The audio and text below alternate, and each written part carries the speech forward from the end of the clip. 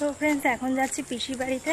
তো পিসি বাড়ি কী আছে পুরো ভিডিওটা দেখতে থাকো, আশা করছি ভালো লাগবে।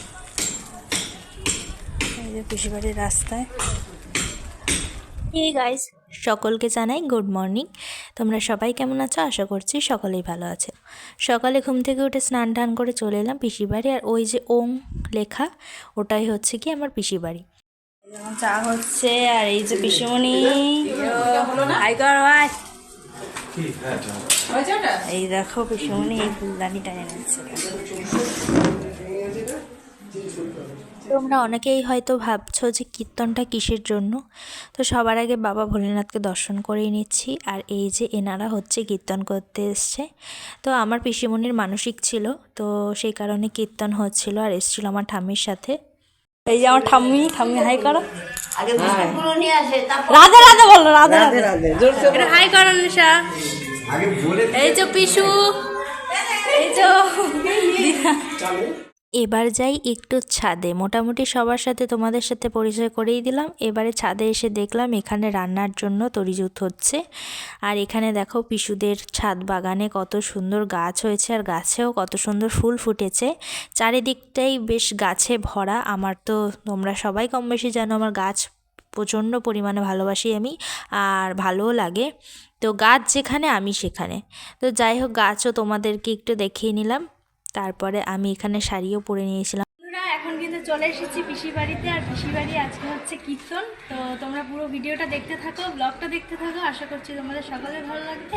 আর ভালো লাগলে কিন্তু লাইক কমেন্ট সাবস্ক্রাইব আমার চ্যানেলটাকে অবশ্যই করে কিন্তু করে দিও। তো চলো দেখতে থাকো। আমি চুড়িদার পরে এসেছিলাম, তো পিসিমণি বললো চুড়িদার পরিস না, একটা সুন্দর শাড়ি পরে নে। তো শাড়ি পরে নিলাম।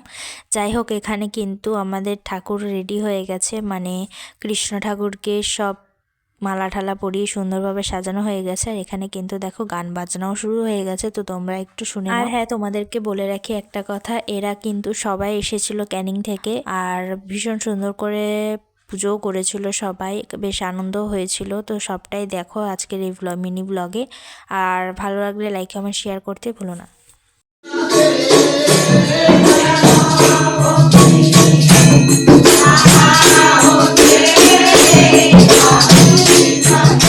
ঠাকুরের সামনে ফল দেওয়ার জন্য ফল কাটা হচ্ছিল।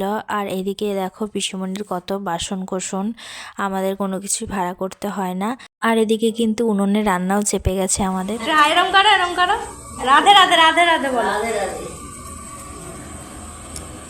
একটু মাঝখানে ভাত, ডাল দিয়ে ভাতও খেয়ে নিলাম। প্রচুর খিদে পাচ্ছিল, সকাল থেকে কিছু খাইনি। আর এই যে তোমাদের দাদা ভাই আর আমার বর্দা মিলে কিন্তু জোরদার গল্প শুরু করে দিয়েছে। আর এদিকে দেখো নাচ গানও শুরু হয়ে গেছে।